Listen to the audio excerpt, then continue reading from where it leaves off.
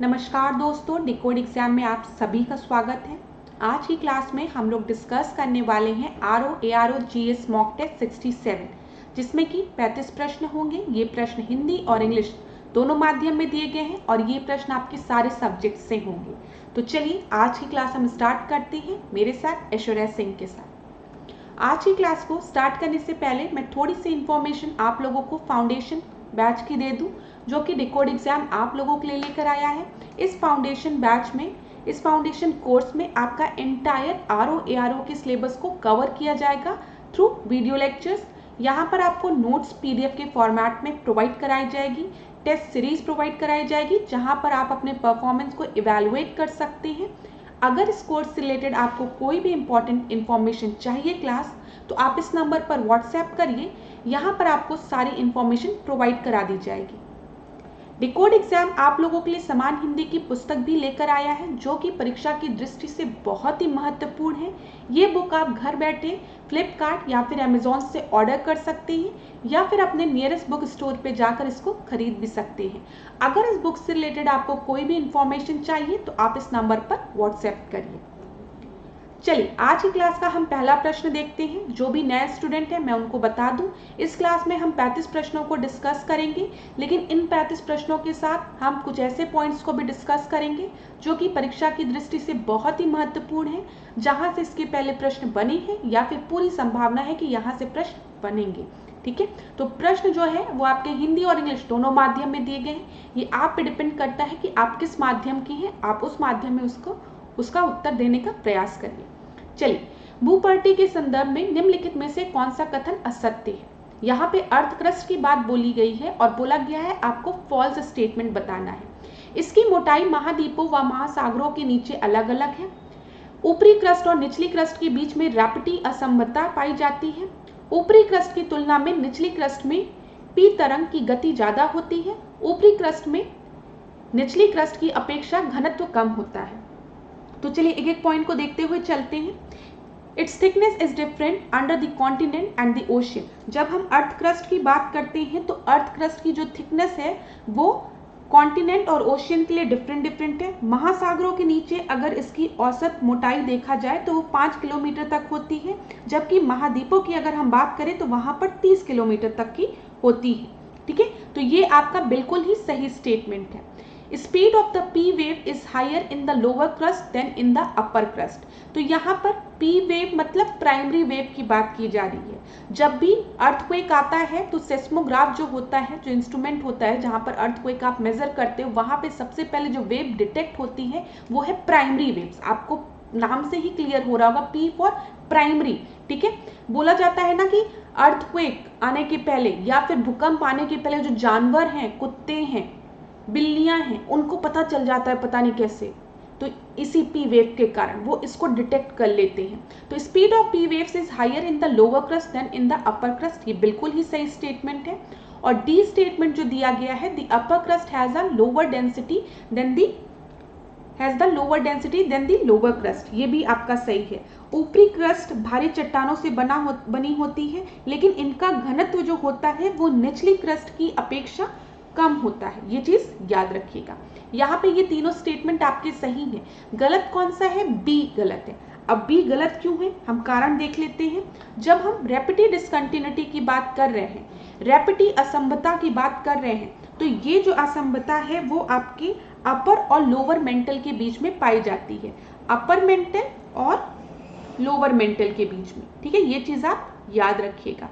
यहाँ पर आपको क्या दिया गया है? अपर क्रस्ट और लोअर क्रस्ट। अपर क्रस्ट और लोअर क्रस्ट के बीच में जो डिसकंटिन्यूटी पाई जाती है वो है आपका कोनोरॉड डिसकंटिन्यूटी। ठीक है, ये क्या है? कोनोरॉड डिसकंटिन्यूटी। इसको अब हम और क्लियर कर लेते हैं। ये देखिए फिगर है आपका यहाँ पर देखिए क्लास, आप सभी को पता है ये क्या है, ये अर्थ हम मान के चल रहे हैं। थोड़ा सा मेरा ये ड्रॉ करने वाला जो तरीका है वो थोड़ा सा गंदा है, लेकिन आप लोग समझ जाएंगे। ठीक है, ये क्या दिख रहा है आपको? ये अर्थ दिख रहा है। जो सबसे इनर अगर हम यहाँ पर आए तो ये क्या है बताइए? ये कोर है। ठीक है, कोर के बाद मेंटल होता है। ठीक है, और मेंटल के बाद क्या होता है? क्रस्ट होता है। जो आउटर सबसे सरफेस होता है वो क्रस्ट होता है। इतनी चीजें क्लियर हो रही होगी। अब इसी क्रस्ट को हम डिवाइड करते हैं अपर क्रस्ट लोअर क्रस्ट में। इसी तरीके से मेंटल को हम डिवाइड करते हैं अपर मेंटल लोअर मेंटल में। इसी तरीके से कोर को हम डिवाइड करते हैं आउटर कोर और इनर कोर में, ठीक है। इस तरीके से डिवीजन होता है। तो ये चीज क्लियर हो गई होगी। अब यहाँ पर हम देखते हैं डिसकंटिन्यूटी की। क्लास पेपर में अगर प्रश्न पूछेगा तो कोनोरॉड डिसकंटिन्यूटी ही देगा या असंबता दे देगा, कोनोरॉड असंबता। तो इससे ज्यादा इंग्लिश और हिंदी का यहाँ पे कोई भी खेल नहीं है। बस आप एक कोड याद रखिएगा, चाहे आप हिंदी मीडियम के हैं चाहे आप इंग्लिश मीडियम के हैं, वो क्या है, CMRGL। जहां पर भी आप पढ़ रहे हैं वहां पे लिख लीजिएगा CMRGL, ठीक है। अब आपको ये पता है ये इनर कोर है, ये कोर है आपका, ये मेंटल है, ये क्रस्ट है। तो अब देखिए अपर क्रस्ट और लोअर क्रस्ट के बीच में जो डिसकंटिन्यूटी प्रेजेंट होती है, अपर क्रस्ट और लोअर क्रस्ट के बीच में, उसको हम क्या कहते हैं, उसको हम कहते हैं कोनोरॉड डिसकंटिन्यूटी, C, ठीक है। इसी तरीके से अब लोअर क्रस्ट और अपर मेंटल के बीच में जो डिसकंटिन्यूटी प्रेजेंट होती है उसको हम क्या कहते हैं, लोअर क्रस्ट और अपर मेंटल के बीच में मोरोविक डिसकंटिन्यूटी या मोरोविक डिसकंटिन्यूटी, ठीक है। इसी तरीके से अब आपका मेंटल पे आ गया, अपर मेंटल और लोअर मेंटल के बीच में रेप्टी, ठीक है। फिर लोअर मेंटल और आउटर कोर के बीच में ग्यूटेनबर्ग और आउटर कोर और इनर कोर के बीच में लेहमैन। तो बस आपको ये याद रखना है, ये कोर होता है, ये मेंटल होता है, ये क्रस्ट होता है, और हर सबको हमने दो दो पार्ट में डिवाइड किया, upper lower upper lower upper lower and inner outer core में। और फिर सारे डिसकंटिन्यूटी को आप ऐसे याद कर लीजिए CMRGL। अब ऑप्शन से आप एलिमिनेट करके आंसर पे आ जाएंगे, भले आपको याद हो चाहे ना याद हो कि C का मतलब क्या होता था, M का मतलब क्या होता था, R का मतलब क्या होता था, G का मतलब क्या होता था, L। नाम भले भूल गए हो, अगर आपको ये कोड पता होगा और आपको इतना नॉलेज होगा core mantle crust, core mantle crust, तो आप आंसर को आराम से टिक लगा लेंगे, ठीक है। तो इसको आप जरूर इसका स्क्रीनशॉट ले लीजिए, क्योंकि पेपर में यहाँ से प्रश्न बना है और पूरी संभावना है कि आने वाले वर्षों में भी यहाँ से प्रश्न बन सकता है। तो स्क्रीनशॉट ले लीजिए। चलिए दूसरा प्रश्न हम देखते हैं, निम्नलिखित ज्वालामुखियों में से कौन कौन से ज्वालामुखी सक्रिय ज्वालामुखी है। यहाँ पर एक्टिव वोल्केनो की बात की गई है, यहाँ पे कौन कौन से आपके एक्टिव वोल्केनो हैं। तो सबसे पहले आपको माउंट एरेबस दिया है, फिर माउंट एटना दिया है और ओजिस डेल सेलाडो दिया है, ठीक है। यहाँ पर मैं आपको बता दूं, यहाँ पे तीनों जो वोल्केनो आपको दिए गए हैं ये तीनों आपके एक्टिव वोल्केनो है, ठीक है, तीनों एक्टिव वोल्केनो है। अगर हम ओजिस डेल सेलाडो की बात करें तो ये आपका कहाँ पे प्रेजेंट है, अर्जेंटीना और चिली में, ठीक है। लिख लीजिएगा, कभी कभी पेपर में क्या पूछ लेता है, ये पूछ लेता है, ये चीज याद रखिएगा कि ये प्रेजेंट कहाँ पर है। अभी तो आपसे पूछ लिया कि एक्टिव वोल्केनो कौन कौन से हैं, लेकिन पेपर में हो सकता है अगली बार मैच द कॉलम सुमेलित करने को दे दे, और ये बहुत ही इंपॉर्टेंट टॉपिक है, पेपर में यहाँ से प्रश्न बनता है, ये भी बहुत इंपॉर्टेंट टॉपिक है, याद रखिएगा, ठीक है। माउंट एरेब्रस की अगर हम बात करें तो माउंट एरेब्रस आपका कहाँ प्रेजेंट है बताइए। अच्छा एक काम करते हैं, यहाँ पर मैं आपको पहले बता दूं, यहाँ पे सही उत्तर आपका डी है, ठीक है। 2 बार आपका समय नहीं लिया जाएगा, सेकंड का डी आपका सही उत्तर है। अब यहाँ पर आप सीधे देख लीजिए, जब भी हम एक्टिव वोल्केनो की बात करते हैं या सक्रिय ज्वालामुखी की बात करते हैं, सक्रिय ज्वालामुखी, एक्टिव ज्वालामुखी वो होते हैं जिसमें सदा धूल, धुआं, गैस या राख या लावा आदि निकलते रहते हैं, मतलब वो अपने एक्टिव फॉर्म में रहते हैं, कुछ ना कुछ इसमें से निकलते रहते हैं। अब इसमें हवाई द्वीप का किलायू एक्टिव है, ठीक है, पपुआ न्यू गिनी का लॉन्गीला या बगाना, ठीक है, इंडोनेशिया का समेरू कई बार पूछा है, मेरापी भी पूछा गया है। समेरू और मेरापी तो पेपर में कई बार पूछा गया, ये कहां पर है, इंडोनेशिया में है, सुमेलित करने को पूछा था। वनुवातु का यासूर, ठीक है, सिसली द्वीप का माउंट एटना, लिपारी द्वीप का स्ट्रोम्बोली, और ओजिस डेल सेलाडो की अगर हम बात करें तो अभी मैंने आपको बताया अर्जेंटीना, चिली। इसका स्क्रीनशॉट आप लीजिए, ये बहुत ही इंपॉर्टेंट है, पेपर में कई बार यहां से प्रश्न बना है। अब यहां पर मैं आपके लिए पूरी लिस्ट लेके आई हूं कुछ वोल्केनो की, जो कि पेपर में कई बार रिपीट हुए हैं। इसका भी आप स्क्रीनशॉट जरूर लेंगे, क्योंकि यहां से पेपर में प्रश्न कई बार बनी है। सीधे पेपर में सुमेलित करने को दिया जाता है, या फिर आपसे पूछा जाता है कौन सा सही सुमेलित नहीं है, इनकरेक्ट ऑप्शन सुनिए। चुनिए। और एक तरफ आपको वॉल्केनो के नाम दिए रहते हैं, दूसरी तरफ आपको कंट्री के नाम दिए रहते हैं। तो याद रखिएगा, आज से मियाना की बात करेंगे तो ये फिलीपींस हो गया, लाकी की बात करेंगे तो आइलैंड हो गया, ठीक है, माउंटाल की बात करेंगे तो फिलीपींस हो गया, ये बहुत बार पूछा है, मैं स्टार लगा देती हूँ जो कई बार पूछा है। सास्ता भी आपका पूछा है, ठीक है, ये यूएसए में है। रेनियर भी पूछा गया है। हुड तो मुझे नहीं लगता अभी पूछा गया है, अब हो सकता है आने वाले समय में पूछ ले। कटमई की अगर हम बात करें तो ये अलास्का, ये भी मैंने कभी नहीं देखा है। एल्ब्रूस की अगर हम बात करें तो ये जॉर्जिया, ये भी आपका पूछा गया है, ठीक है। किलिमंजारो की अगर हम बात करें तो तंजानिया, ये भी पूछा गया है, ठीक है। मोना लोया की अगर हम बात करें हवाई आइलैंड, ये भी पूछा गया है। पिनाटुगो की बात करें फिलीपींस, ये भी पूछा गया है, ये सारे पेपर में पूछे गए हैं। सेंट हेलेन की बात करें हम तो ये आपका अमेरिका हो गया, ठीक है। समेरू मैंने आपको बताया, समेरू और मिरापी तो कई बार पूछा गया है, इंडोनेशिया हो गया, ठीक है। किलाउ की बात करें हवाई द्वीप, ये भी आपका पूछा गया। कोलिमिया मेक्सिको पूछा गया, हेक्ला भी पूछा गया है। असामा मुझे नहीं लगता पूछा गया है, अगर पूछा गया हो तब भी आप देख लीजिएगा असामा कहाँ पर है, ठीक है, जापान में है। पकाया आपका ग्वाटामेला में हो गया, ग्वाटामाला में, ठीक है। फिर लंगीला आपका पपुआ न्यू गिनी। तो यहाँ पे जहाँ जहाँ मैंने स्टार लगाए हैं क्लास, उसको तो आप बहुत ध्यान से देखेंगे क्योंकि यहाँ से पेपर में प्रश्न बने हैं। मैं थोड़ा सा टाइम आपको दे देती हूँ, एक बार आप इसका स्क्रीनशॉट जरूर ले लीजिए क्योंकि यहाँ से पेपर में फिर प्रश्न बनेगा, ठीक है। चलिए, अच्छा यहाँ पर एल्ब्रूस में आप लिख लीजिए, ये ना आपका रशिया लिख लीजिए यहाँ पर,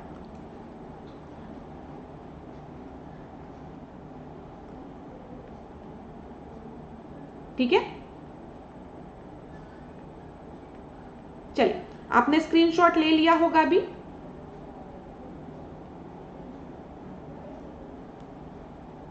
अगला प्रश्न अब हम देखते हैं। हाँ, अगला प्रश्न के बाद एक और इंपॉर्टेंट पॉइंट हम डिस्कस करेंगे। यहाँ पर जब हम बैरन आइलैंड की बात करेंगे, स्क्रीनशॉट लेते चलिए क्लास, क्योंकि इससे ज्यादा समय मैं आपको स्क्रीनशॉट लेने पे नहीं दे सकती, ठीक है, क्योंकि बहुत से बच्चे तुरंत अगर स्क्रीनशॉट आप बाई चांस नहीं ले पाते हैं तो आप वीडियो को पॉज करके स्क्रीनशॉट ले लिया करिए, ठीक है, फिर आराम से एक जगह नोट डाउन कर लिया करिए, ये चीज जरूर करिएगा यहाँ पर। अब देखिए, जब हम इंडिया की बात करेंगे, अगर पूछेगा पेपर में कभी भी आपसे प्रश्न कि इंडिया में एक्टिव वॉल्केनो कौन सा है, तो आप याद रखेंगे यहाँ पे बैरन आइलैंड में आपका बैरन वॉल्केनो है, ठीक है, जो कि एक्टिव वॉल्केनो है इंडिया में, ये चीज याद रखिएगा। It is the only active volcano in India. अगर पेपर में कभी पूछेगा तो आप याद रखिएगा अंडमान सी में आपका बैरन आइलैंड है जहां पर बैरन वॉल्केनो है, ठीक है। एक और प्रश्न अगर पेपर में आपसे कभी कोई पूछे या किसी परीक्षा में पूछा जाए कि मड वॉल्केनो इंडिया में कहाँ पे, ये आपको दिख रहा है, ये वॉल्केनो है लेकिन ये एक मड वॉल्केनो है, ठीक है। मड वॉल्केनो इंडिया में कहाँ है, तो आप बरातंग याद रखेंगे, बरातंग आइलैंड में, और ये बरातंग आइलैंड कहाँ है, अंडमान आइलैंड का पार्ट है, ये चीज याद रखिएगा। The only mud volcano in India are found near the Baratang. दोनों ही चीजें बहुत इंपॉर्टेंट है, पेपर में इस तरीके से भी प्रश्न बन सकता है, इसलिए मैंने आपको बता दिया। चलिए, अगला प्रश्न अब हम देख लेते हैं। अगला प्रश्न आप देखिए, थर्ड प्रश्न को ध्यान से पढ़िए। यहाँ पे क्या लिखा है, निम्नलिखित युग्मों में से कौन कौन से युग्म सुमेलित हैं, ठीक है, सुमेलित है, मैच्ड करेक्टली है आपके। निजनी यहाँ पे दिया गया है, निजनी नौग्रह को रूस का डेट्रॉइट कहा जाता है, ठीक है। दूसरा आपको ऑप्शन दिया गया, तुरीन को इटली के मैनचेस्टर के रूप में जाना जाता है। फिर थर्ड आपको दिया गया है, इवानोव को रूस का मैनचेस्टर कहा जाता है। तो यहाँ पे इंग्लिश और हिंदी वाला तो कोई सवाल ही नहीं उठता है। मैं आपको बता दूं, इस प्रश्न का जो सही उत्तर है, करेक्ट पूछा गया है, 1 और 3 है। देखिए, जब हम निजनी नौग्रह को कहते हैं, निजनी नौग्रह जो है वो आपका रूस का डेट्रॉइट कहा जाता है, ठीक है। और अगर आपसे पूछे कि रूस का पिट्सबर्ग किसे कहा जाता है, दोनों ऑप्शन आपको याद रखना है। सबसे पहले डेट्रॉइट ऑफ रशिया, ठीक है, डेट्रॉइट ऑफ रशिया, निजनी नौग्रह, और यहीं पर अगर आपसे पूछ ले पिट्सबर्ग किसे कहा जाता है रूस का, तो आप लेनिनग्राड याद रखेंगे। चलिए, मैं व्याख्या में आपको दिखाती हूँ ताकि आपको अगर स्क्रीनशॉट लेना हो तो आप स्क्रीनशॉट भी ले सकें। यहाँ पर लिखा है, देखिए, निजनी नौग्रह की अगर हम बात करें तो ये रूस का डेट्रॉइट कहा जाता है, और लेनिनग्राड की अगर हम बात करें तो इसे रूस का पिट्सबर्ग कहा जाता है। इंपॉर्टेंट है, स्क्रीनशॉट ले सकते हैं आप, ठीक है, ठीक है। इवानोव की अगर हम बात करें तो इवानोव को रूस का मैनचेस्टर कहा जाता है, ठीक है, इवानोव को रूस का मैनचेस्टर कहा जाता है। और ये दोनों चीजें आपको क्वेश्चन में सही दी गई थी। अगर हम इटली के मैनचेस्टर की बात करें तो इटली का मैनचेस्टर हम मिलान को कहते हैं, ठीक है, ना कि यहाँ पर जो आपको ऑप्शन दिया था तुरीन। ये चीज याद रखिएगा, मिलान को इटली का मैनचेस्टर कहा जाता है और मिलान सूती वस्त्रों के लिए फेमस है, क्योंकि यहाँ पे मैनचेस्टर कहा जा रहा है, तो आपको समझ में आ रहा होगा। तुरीन को इटली का डेट्रॉइट कहा जाता है, ठीक है, और तुरीन आपके मोबाइल उद्योग के लिए प्रसिद्ध है। क्लास, ये इंडस्ट्रियल रीजन से रिलेटेड प्रश्न है और पेपर में यहाँ से भी प्रश्न बनता है। अगर आप PYQ देख रहे होंगे, प्रीवियस ईयर के प्रश्न देख रहे होंगे, तो आपने देखा होगा इंडस्ट्रियल रीजन से प्रश्न बनता है वर्ल्ड ज्योग्राफी में, और इसी तरीके से आपसे पूछ लेता है। तो आप याद रखिएगा जो जो चीजें मैंने आपको बताई है यहाँ पर, अगर आप चाहें तो स्क्रीनशॉट ले सकते हैं। फोर्थ प्रश्न को अब हम देखते हैं। फोर्थ प्रश्न को देखिए, भारत में निम्नलिखित तटीय मैदानों को उत्तर से दक्षिण की ओर, नॉर्थ टू साउथ आपको अरेंज करना है। तो सबसे पहले आप सभी को पता है काठियावाड़ है, ठीक है, काठियावाड़, फिर उसके बाद कोंकण, ठीक है, फिर कन्नड़, फिर मालाबार।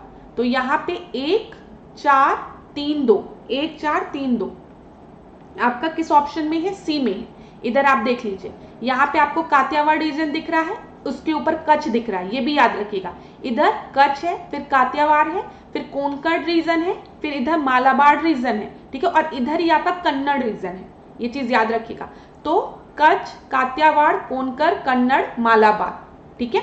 इधर अगर आप जाएंगे ईस्ट साइड में तो इधर उत्कल कोस्ट आपको दिख रहा है, इधर आंध्रा कोस्ट दिख रहा है, इधर कोरोमंडल दिख रहा है। पेपर में कई बार पूछा गया है कोरोमंडल रीजन के बारे में, तो आप याद रखिएगा ये कोरोमंडल रीजन है आपका, ठीक है। ये सीक्वेंस याद रखिएगा, पेपर में कई बार पूछा गया है, फिगर देख के याद करेंगे तो आपको याद रहेगा। 2-3 बार बोलेंगे, जो स्टूडेंट जो स्टूडेंट तैयारी कर रहे हैं काफी समय से, जिन्होंने पेपर दिए हैं इसके पहले, प्रीवियस ईयर के क्वेश्चंस लगाए, उनको पता है कच्छ, काठियावाड़, कोंकण, कन्नड़, मालाबार, ठीक है। इधर आप याद रखेंगे कोरोमंडल कोस्ट। चलिए अगला प्रश्न अब हम देखते हैं, 5वां प्रश्न देखिए। 5वां प्रश्न क्या है, यहाँ पे जल प्रपात दिया गया है और यहाँ पे राज्य दिया गया है। तो मैच करते हुए हम चलते हैं। जब हम लिंग सियांग की बात करेंगे तो लिंग सियांग आपका कहाँ है? मेघालय में है, ठीक है। मीन मुट्टी की अगर हम बात करेंगे तो ये कहाँ पर है? केरल में है। बरकाना कर्नाटक में है। पुणे महाराष्ट्र में है। तो यहाँ पर आपका चारों ही ऑप्शन सामने है, तो 1 2 3 4 ए जो है वो आपका सही उत्तर हो जाएगा। अगला प्रश्न अब हम देखते हैं, 6वां प्रश्न। टर्शियरी क्रम की चट्टानों के संदर्भ में निम्नलिखित कथनों में से असत्य कथन चुनें। यहाँ पर आपको फॉल्स स्टेटमेंट चुनना है। तो देखिए एक पढ़ते हुए चलते हैं। ये चट्टानें दक्कन के पठार में पाई जाती है।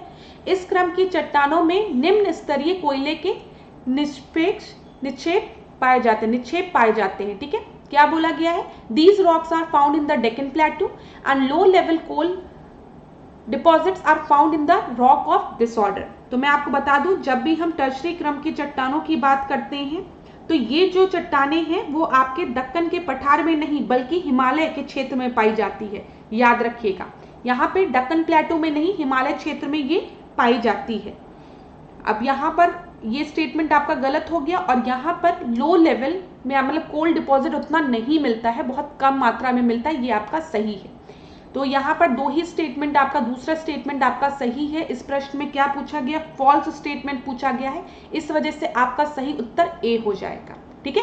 6 का ए हो जाएगा।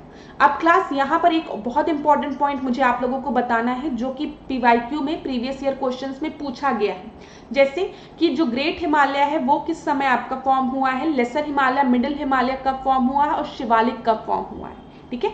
तो जब भी हम बात करते हैं बृहत हिमालय की, तो बृहत हिमालय का जो फॉर्मेशन है वो ओलिगोसीन पीरियड में हुआ है, ठीक है, हुआ नहीं है, हुआ है, ठीक है। ये चीज याद रखिएगा, बृहत हिमालय का निर्माण ओलिगोसीन काल के दौरान हुआ है। यहाँ पे लिखा है the great Himalayas were formed from the rock of this sequence during the Oligocene period. ठीक है, ये चीज याद रखिएगा, आप गो करके याद रख सकते हैं क्योंकि पेपर में मैच करने को ये चीज पूछा गया था और ये बहुत ही इंपॉर्टेंट पॉइंट है। लघु और मध्य हिमालय की अगर हम बात करें, लेसर और मिडिल हिमालय की बात करें तो मायोसीन काल में इनका निर्माण हुआ है। यहाँ पर इंग्लिश में भी लिखा है, हिंदी में भी लिखा है। ठीक है, और अगर हम शिवालिक हिमालय की बात करें तो इनका जो निर्माण है वो आपका प्लायोसीन के समय में, पीरियड में हुआ है। ठीक है, सीन काल के दौरान में हुआ है, ये चीज याद रखिएगा। चलिए 7वें प्रश्न को अब हम देखते हैं। जो भी पॉइंट्स बताए जा रहे हैं सब पेपर की दृष्टि से बहुत इंपॉर्टेंट है, स्क्रीनशॉट ले लिया करिए। ठीक है, स्क्रीनशॉट लेने के लिए अगर वीडियो में पॉज करना भूल जाती हूँ तो आप अपने यूट्यूब को पॉज करके स्क्रीनशॉट आराम से लेके एक जगह नोट डाउन कर लिया करिए। 7वें प्रश्न को हम देखते हैं। भारत में पाई जाने वाली प्राकृतिक वनस्पतियों में विविधता है। ठीक है, और दूसरा ऑप्शन आपको दिया गया, भारत में उष्णकटिबंधीय नम पर्णपाती वनों का विस्तार सबसे अधिक क्षेत्रफल में है। यहाँ पे क्या बोला गया है कि जो डाइवर्सिटी है नेचुरल वेजिटेशन में, ठीक है, भारत में जो नेचुरल वेजिटेशन है उसमें हम डाइवर्सिटी देख सकते हैं, हम विविधता देख सकते हैं। India has the largest area of tropical moist deciduous forest. तो मैं आपको यहाँ पर बता दूं, जो पहला ऑप्शन आपको दिया गया है वो एकदम सही है, लेकिन दूसरा ऑप्शन आपका गलत है। तो इस प्रश्न का जो सही उत्तर हो जाएगा वो क्या हो जाएगा, सी हो जाएगा। ए जो है वो ट्रू है, लेकिन जो आर है वो फॉल्स है। अब इस प्रश्न को हम कैसे समझेंगे, एक मैप के फॉर्म के थ्रू। यहाँ पे इंग्लिश में भी मैप दिया है, हिंदी में भी मैप दिया है, भारत का नक्शा आपको दिख रहा है। यहाँ पर अगर आप देखिए, ये जो छोटे छोटे डॉट लगे हुए हैं ना, देखिए छोटी छोटी बिंदुएं हैं, तो ये बिंदुएं आपकी क्या रिप्रेजेंट कर रही है, ऊष्ट। ये देखिए छोटी छोटी बिंदुएं, ये आपकी पर्वतीय वनस्पतियां। अब आपको पता है इधर हिली रीजन है, ठीक है, इधर आपको पता है ना, जम्मू कश्मीर हो गया, हिमाचल हो गया, तो अगर आप ऐसे भी सोचेंगे तो इधर हिल है ना, तो यहाँ पे पर्वतीय वनस्पति आपकी रिप्रेजेंट हो रही है, जिसको मॉन्टेन फॉरेस्ट कहते हैं इंग्लिश में। दोनों तरीके से मैं आपको बता दे रही हूँ। ठीक है, फिर आप इस वाले रीजन में अगर आएंगे, ये जो स्ट्रेट लाइन है, ये जो स्ट्रेट लाइन है, देखिए सबसे ज्यादा एरिया भारत के मैप का यही कवर कर रही है ना, बताइए सबसे ज्यादा एरिया यही लाइन कवर कर रही है। अगर हम भारत का नक्शा देख रहे हैं जो कि आपके प्रश्न में पूछा था, देखिए यहाँ पे इंग्लिश मीडियम में देखेंगे तो ये वाला रीजन जो आपका दिख रहा है, तो ये आपका कौन सा रीजन है, tropical deciduous forest. Tropical deciduous forest, उष्णकटिबंधीय सूक्ष्म पर्णपाती वन। ठीक है, पर्णपाती वन, जो कि ये जो फॉरेस्ट होते हैं ये एक समय पर अपनी पत्तियों को गिरा देते हैं। यहाँ पे जो पेड़ होते पर्णपाती कहते हैं ना, कि एक समय बाद इनकी पत्तियां झड़ जाती हैं, फिर ये ग्रीन हो जाते हैं एक मौसम के बाद। ठीक है, तो पर्णपाती अपनी पत्तियों को गिराते हैं, तो डेसिडुअस फॉरेस्ट। तो ये याद रखिएगा, tropical deciduous forest largest area cover करता है इंडिया में अगर हम बात करें। फिर यहाँ पर अगर आप देखेंगे इस लाइन को, ये ऐसे ऐसे इधर वाला रीजन देखिए, तो ये आपका ट्रॉपिकल थॉर्न फॉरेस्ट। क्या है, ट्रॉपिकल थॉर्न फॉरेस्ट, जिसको कि हम कांटेदार वन की बात कर रहे हैं। ठीक है, और ये वाला रीजन अगर आप देखेंगे जो इस तरीके की लाइन है, तो ये आपका उष्णकटिबंधीय सदा हरित वन, जिसको कि हम क्या कहते हैं, ट्रॉपिकल एवरग्रीन फॉरेस्ट, जो कि हमेशा पूरे महीने हरे भरे रहते हैं। एवरग्रीन हमेशा हरे भरे रहते हैं, पर्णपाती में एक समय पे अपना पत्तियां गिरा देते हैं। ठीक है, तो इतनी चीजें क्लियर हो गई, यहाँ पर आप देख लीजिएगा। और ये मैंने इंग्लिश और हिंदी दोनों में कवर किया है, तो आप इसमें आपको देख सकते हैं, स्क्रीनशॉट भी ले सकते हैं। चलिए 8वें प्रश्न को अब हम देखते हैं। 8वां प्रश्न ध्यान से देखिए। जब भारत में उदारीकरण, निजीकरण और वैश्वीकरण की नीति अपनाई गई थी तो उस समय भारतीय रिजर्व बैंक का गवर्नर कौन था। यहाँ पे पूछा गया है, लिबरलाइजेशन, प्राइवेटाइजेशन और ग्लोबलाइजेशन जब भारत में अडॉप्ट किया गया था तो उस समय भारत का भारत में आरबीआई का, रिजर्व बैंक ऑफ इंडिया का गवर्नर कौन था। तो वेंकटर रमन जी थे। ठीक है, वेंकट रमन जी थे। ठीक है, यहाँ पे सी आपका सही उत्तर है। तो यहाँ पर आप याद रखेंगे 1991 में जब आरबीआई के जो आपके गवर्नर थे वो कौन थे, वेंकट रमन थे। ठीक है, और इनका कार्यकाल अगर हम देखें, इनका कार्यकाल आपका 990 से 1992 तक था। और अगर यहीं पर आपका पूछ ले कि उस समय भारत के प्रधानमंत्री कौन थे, तो आपको पता होगा नरसिम्हा राव जी थे। नरसिम्हा राव जी थे। और केंद्रीय वित्त मंत्री अगर आपके पूछ ले तो आप सभी को पता है डॉक्टर मनमोहन सिंह थे। इतनी चीजें आप याद रखेंगे। तो यहाँ पर आप इनका नाम याद रखिएगा, वेंकट रमन जी का नाम याद रखिएगा। ठीक है, अब तो आपको पक्का याद हो गया होगा, आपकी मैम ने इतनी बार गलत प्रोनाउंस कर लिया तो अब तो कभी भूलेगा भी नहीं। क्योंकि ऐसा होता है ना कि जब फैकल्टी पढ़ाए और कुछ गलत थोड़ा सा प्रोनाउंस कर दे तो स्टूडेंट्स कहते हैं अरे मैडम इसका प्रोनाउंसिएशन ये नहीं, ये होता है। तो अभी जब मैं बोल ले रही होंगी तो ज़्यादातर बच्चे यही सोच रहे होंगे स्टूडेंट्स। तो चलिए कुछ भी उसको छोड़िए, बस आप ये याद रखिएगा जब LPG की बात हुई थी तब उस समय RBI के गवर्नर आपके वेंकट रमन जी थे। ठीक है, और आपके PM कौन थे तो आपको पता है नरसिम्हा राव जी थे। और फिर उसके बाद वित्त मंत्री कौन थे, फाइनेंस मिनिस्टर कौन थे, डॉक्टर मनमोहन सिंह थे। 9वें प्रश्न को अब हम देखते हैं। गरीबी के संदर्भ में निम्नलिखित कथनों में से सत्य कथन का चयन करें। सत्य कथन अब हम देखते हैं क्या है। निरपेक्ष गरीबी को हैंड काउंट विधि से मापा जाता है। और फिर दूसरा आपको दिया भारत में गरीबी मापन हेतु सापेक्ष गरीबी विधि का प्रयोग किया जाता है। तो यहाँ पर क्लास आप याद रखेंगे कि यहाँ पर आपसे क्या पूछा गया, पहले हम देख लें। करेक्ट स्टेटमेंट पूछा गया है। तो जो आपका दिया है निरपेक्ष गरीबी को हैंड काउंट विधि से मापा जाता है, ये आपका बिल्कुल सही है। ठीक है, देखो जब भी हम गरीबी की बात करते हैं तो गरीबी को दो रूपों में देखा जाता है, सापेक्ष गरीबी तथा निरपेक्ष गरीबी। ठीक है, जब हम निरपेक्ष गरीबी की बात करते हैं तो न्यूनतम आय अथवा उपभोक्ता स्तर पर आधारित होती है ये। ठीक है, इस न्यूनतम निर्धारित स्तर में से कम व्यय करने वाले व्यक्ति को गरीब या गरीबी रेखा से नीचे रखने वाला कहा जाता है। अच्छा रुकिए, पहले मैं आपको बताती हूँ, पहले आप इसको समझ लीजिए। यहाँ पे आपका पहला ऑप्शन सही है, दूसरा ऑप्शन आपका गलत है। यहाँ पर आपका सही उत्तर क्या हो जाएगा, सही उत्तर आपका ए हो जाएगा। अब मैं व्याख्या के थ्रू इसको आपको एकदम एग्जैक्ट बताती हूँ। देखिए जब भी हम गरीबी की बात करते हैं तो दो रूपों की हम बात करते हैं, एक आपके सापेक्ष गरीबी हो गया और दूसरा निरपेक्ष गरीबी हो गया। ठीक है, निरपेक्ष गरीबी अगर हम देखते हैं तो यहाँ पे न्यूनतम आय अथवा उपभोक्ता स्तर पर आधारित होती है ये गरीबी। समझिएगा, यहाँ पर न्यूनतम आय मिनिमम वेज की बात करते हैं, मिनिमम सैलरी की बात करते हैं, या फिर कंजप्शन की बात करते हैं, उपभोक्ता स्तर पर आधारित होती है। ठीक है, ये चीज याद रखिएगा। जब यहाँ पे जब गरीबी की इस प्रतिमान में हैंड काउंट अनुपात का प्रयोग किया जाता है, हैंड काउंट अनुपात का, और हैंड काउंट अनुपात समाज में लोगों का वह अनुपात या प्रतिशत होता है जिसकी आय या खर्च गरीबी रेखा से नीचे रहती है। ठीक है, गरीबी रेखा से नीचे जिनकी रहती है उसे हम क्या कहते हैं, हैंड काउंट अनुपात। ठीक है, में उन लोगों को इंक्लूड किया जाता है। जब हम सापेक्ष गरीबी तब मौजूद होती है जब किसी विशेष देश में घरेलू आय औसत आय से कम होती है। इसका उपयोग मुख्य रूप से विकसित देशों द्वारा किया जाता है। तो यहाँ पे आप इस एक्सप्लेनेशन को एक बार पढ़ेंगे तो आपको चीजें क्लियर हो जाएगी, व्याख्या बहुत उससे दी गई है।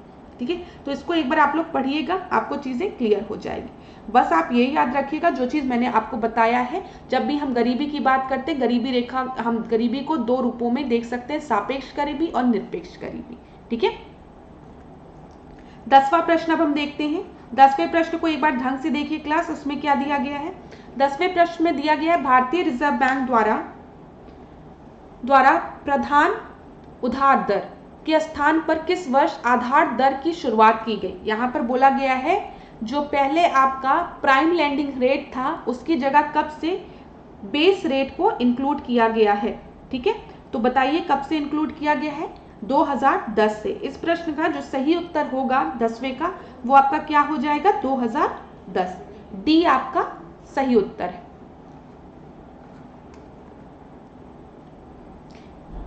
बेंचमार्क प्राइम लैंडिंग रेट जो है उसके बाद 2010 में बेस रेट की बात की गई।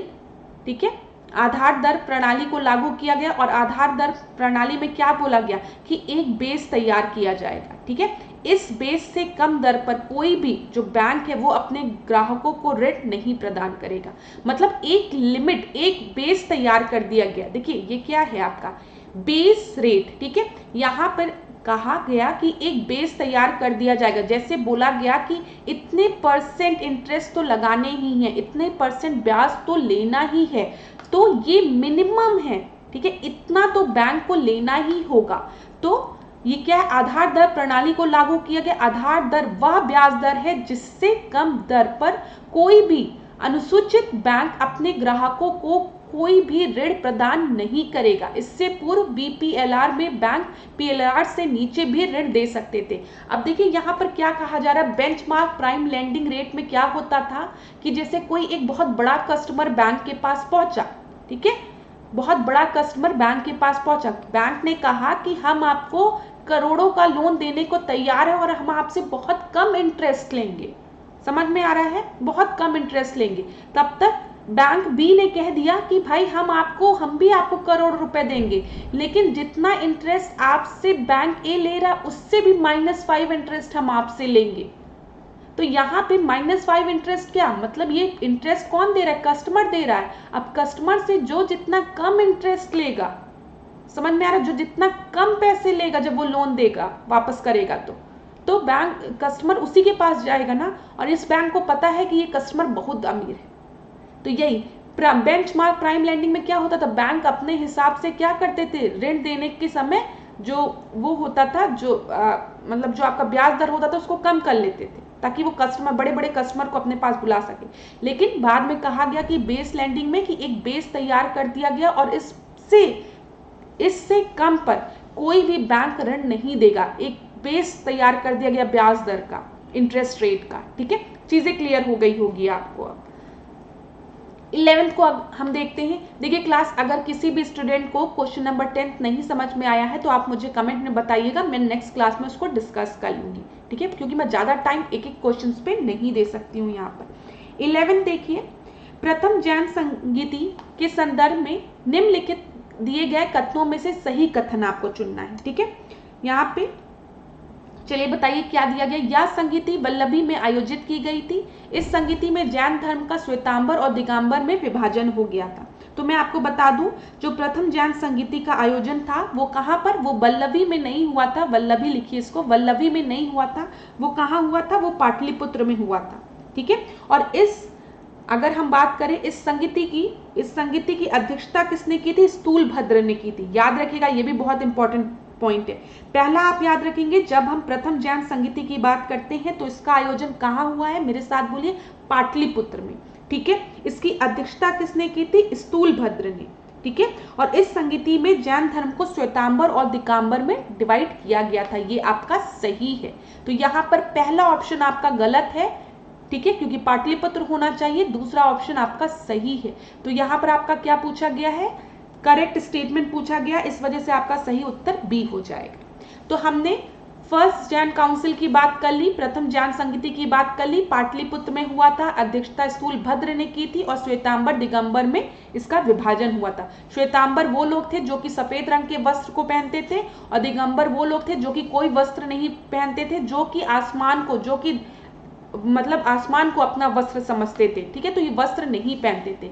अब ये वस्त्र नहीं पहनते थे तो ये जो होंगे आपके, ये ज्यादा स्ट्रिक्ट होंगे, ऐसे आप समझिए, ठीक है। तो दूसरे अगर हम जैन संगीति की बात करें तो आप याद रखेंगे, जो द्वितीय जैन संगीति हुई थी वो कहाँ पर हुई थी, वो वल्लभी में हुई थी, ठीक है, गुजरात में काठियावाड़ में स्थित। और इसकी अध्यक्षता किसने किया था, नागा अर्जुन ने किया था। ये चीज याद रखिएगा आप। तो ये दोनों पॉइंट्स आपको याद रखने हैं, जो भी इंपॉर्टेंट चीज थी वो मैंने आपको बता दी। 12वें प्रश्न को हम देखते हैं। कुषाण शासक कनिष्क के संदर्भ में निम्नलिखित कथनों में से असत्य कथन का चयन आपको करना है, ठीक है। कनिष्क के समय की बात कर रहे हैं। इसमें बोला गया 78 AD में विक्रम संवत चलाया गया। फिर इस समय में चतुर्बौद्ध संगीति का आयोजन किया गया था। अब देखिए क्लास, जब भी हम कुषाण वंश की बात करते हैं तो कुषाण वंश में विक्रम संवत नहीं, बल्कि कौन सा संवत चलाया गया था, शक संवत, ठीक है। यहाँ पे जो विक्रम लिखा है वो गलत है, यहाँ पे शक संवत होना चाहिए। मैं लिख दे रही हूँ यहाँ पर 78 AD, ये तो आपका सही है, लेकिन शक संवत, ठीक है। इसके समय में चतुर्थ बौद्ध संगीति का आयोजन हुआ था, ये आपका बिल्कुल सही है। तो यहाँ पर आपसे ट्रू पूछा गया, नहीं फॉल्स पूछा गया, फॉल्स पूछा गया, इस वजह से आपका सही उत्तर ए हो जाएगा, ठीक है, ए हो जाएगा। अच्छा, आप एक चीज और याद रखिएगा जो मैं आपको बताना चाह रही हूँ, वो ये है कि कनिष्क के दरबार में आपके नागा अर्जुन, चरक, वसुमित्र, अश्वघोष, ये लोग किसके दरबार में थे, कनिष्क के दरबार में थे। और जो फोर्थ बुद्ध काउंसिल हुई थी वो आपका कहाँ पर हुई थी, कश्मीर में हुई थी, मैंने आपको बताया है कुंडल वन में हुई थी, ठीक है, ये चीज याद रखिएगा, कश्मीर में कुंडल वन में हुई थी 4th बुद्ध काउंसिल। चलिए इतनी चीजें हमने कर ली। डिस्कस 13 प्रश्न को अब हम देखते हैं। 13वां प्रश्न देखिए, निम्नलिखित में से किस पुस्तक का अनुवाद मुगल काल में फारसी भाषा में नहीं किया गया है? तो एक तरीके से आपसे पूछा गया कौन सी जो पुस्तक है वो मुगल काल के समय में इसका अनुवाद नहीं किया गया है, पर्शियन लैंग्वेज में ट्रांसलेट नहीं किया गया, पंचतंत्र, ठीक है, रामायण, राग दर्पण, सिंहासन, बत्तीसी। तो यहाँ पर आपका जो सही उत्तर होगा वो आपका क्या होगा, सी होगा, ठीक है। अगर हम राग दर्पण की बात करें तो फिरोज शाह तुगलक के शासनकाल में इसका फारसी में अनुवाद किया गया था। किसके काल में? FST के काल में, फिरोज शाह तुगलक के काल में, ठीक है, यहाँ पे लिख लीजिए फिरोज शाह तुगलक। तो सी आपका सही उत्तर है। यहाँ पे अगर हम पंचतंत्र की बात करें तो देखिए यहाँ पर एक्सप्लेनेशन में ही हम देखते हैं, पंचतंत्र का फारसी में अनुवाद मुगल काल में अनवर ए सुहेली नाम से अब्दुल फजल ने किया था। एक पेपर में डायरेक्ट प्रश्न यहाँ से बन सकता है, पंचतंत्र का अनुवाद किसने किया था? अब्दुल फजल ने किया था। किस नाम से किया था? तो अनवर ए सुहेली की। तो इंपॉर्टेंट पॉइंट है। अगर हम रामायण का फारसी अनुवाद बात करें तो रामायण का फारसी में अनुवाद किसने किया था? कादिर बदायूं ने किया था। तो ये भी चीज पेपर में पूछी जा सकती है, बदायूनी द्वारा रामायण का फारसी में अनुवाद किया गया था। फिर सिंहासन बत्तीसी की अगर हम बात करें तो इसका भी अनुवाद किसने किया है? बदायूनी ने ही किया है। याद रखिएगा क्लास, ये सब बहुत ही इंपॉर्टेंट पॉइंट है, ठीक है। मुगल काल में अकबर काल को लोकप्रिय रूप से फारसी साहित्य के पुनर्जागरण के रूप में जाना जाता है। ये भी पॉइंट पेपर में हो सकता है पूछ ले कि किसके काल को साहित्य के पुनर्जागरण के रूप में जाना जाता है? तो अकबर के काल को। यहाँ पे फिरोज शाह तुगलक के शासन काल में संगीत राग दर्पण को फारसी में अनुवाद किया गया था।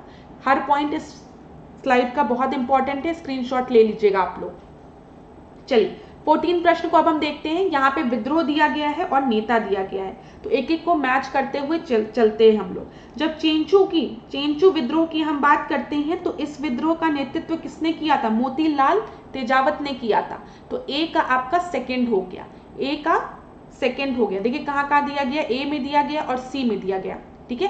रामौसी की अगर हम बात करें तो रामौसी का आपके नेता कौन थे? इस विद्रोह का नेतृत्व किसने किया था? नेता चित्तर सिंह ने किया था, ठीक है। तो यहाँ पर देखिए नेता चित्तर सिंह, ये चित्तर सिंह आपके दिए गए हैं, तो यहाँ बी का फर्स्ट हो गया, बी का फर्स्ट यहाँ पे भी दिया गया, वहां पे भी दिया, बहुत क्लोज ऑप्शन है, ठीक है। अब खून विद्रोह की अगर हम बात करें तो इस विद्रोह का नेतृत्व किसने किया था? चक्र बिसोई ने किया था। तो कौन विद्रोह? चक्र बिसोई आपने सुना होगा। सी का फोर्थ यहाँ दिया गया है, तो आपका ए सही उत्तर होगा। खासी विद्रोह की बात करें तो तीरथ सिंह, तो डी का थर्ड। तो 14 का ए आपका सही उत्तर है, टिक लगा लीजिए। चलिए 15 की बात हम करते हैं। 15 देखिए, 15 प्रश्न को, निम्नलिखित में से किसने भारत के आर्थिक इतिहास पर पहली पुस्तक the economic history of India लिखी थी? तो इकोनॉमिक हिस्ट्री ऑफ इंडिया जो है वो किसके द्वारा लिखी गई है? रमेश चंद्र दत्त द्वारा, दादा भाई नौरोजी द्वारा, बाल गंगाधर तिलक द्वारा या गोपाल कृष्ण गोखले द्वारा? तो economic history of India RC Dutt द्वारा लिखी गई है, ठीक है, ये चीज याद रखिएगा।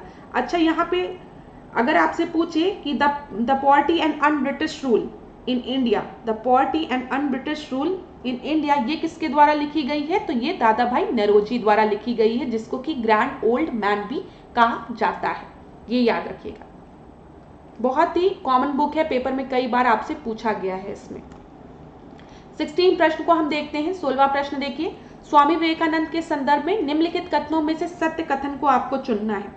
तो एक एक ऑप्शन को देखते हैं। उन्होंने ज्ञान एवं ज्ञान एवं कर्म दोनों पर जोर दिया, ठीक है, उन्होंने नॉलेज और कर्मा दोनों पे जोर दिया। उन्होंने मूर्ति पूजा का समर्थन किया। उनके अनुसार मुक्ति पाने के अनेक मार्ग है। तो मैं आपको सही बताऊं तो यहाँ पे तीनों ही ऑप्शन एकदम सही है, और यहाँ पर जो सही उत्तर हो जाएगा 1, 2, 3 होगा। ये याद रखिएगा, स्वामी विवेकानंद ने कभी भी मूर्ति पूजा का विरोध नहीं किया, उन्होंने मूर्ति पूजा का समर्थन किया था। अगर आप देखेंगे तो स्वामी विवेकानंद के जो गुरु थे रामकृष्ण परमहंस, वो काली जी के बहुत बड़े भक्त थे, ठीक है। इस तरीके से भी आप इस प्रश्न को हल कर सकते हैं, ठीक है। लेकिन इन्होंने सारी साधनाओं में इन्होंने कहा कई साधना है मुक्ति पाने की, लेकिन जो सर्वश्रेष्ठ साधना है वो क्या है? मानव सेवा, ठीक है। मानव सेवा जो है वो सर्वश्रेष्ठ साधन है, साधना है या साधन है मुक्ति पाने का, ठीक है। ये चीज याद रखिएगा। चलिए अगला प्रश्न हम देखते हैं 17 प्रश्न। 17 प्रश्न को देखिए, भारत में आम चुनाव दिसंबर 1945 के बारे में दिए गए कथनों में से कौन सा सत्य है। यहाँ पर जो जनरल इलेक्शन हुआ था दिसंबर 1945 में, उसमें से कौन सा आपका सही है। इस चुनाव के समय ब्रिटेन में कंजर्वेटिव पार्टी की सरकार थी। इस चुनाव के बाद पंजाब में मुस्लिम लीग की सरकार गठित हुई।